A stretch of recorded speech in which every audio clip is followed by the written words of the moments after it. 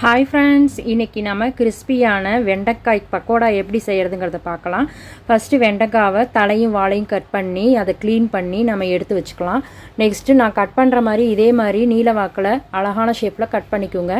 பாருங்கள், இப்போ எல்லாத்தையுமே கட் பண்ணியாச்சு. நெக்ஸ்ட் இப்போ வேறு ஒரு பவுல் எடுத்துக்கலாம். பவுலில் கட் பண்ண வெண்டைக்காவெல்லாம் போட்டுக்கலாம்.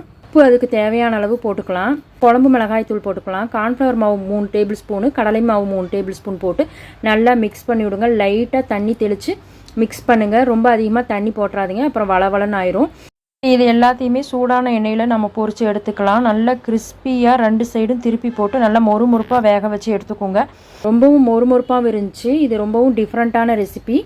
வெண்டைக்காவை ஒரே மாதிரி பொரிக்கிறதுக்கு இந்த மாதிரி டிஃப்ரெண்ட்டாக நம்ம பொரிப்போம். ரொம்ப சூப்பரான கிறிஸ்பி வெண்டைக்காய் பக்கோடா ரெடி ஆயிடுச்சு.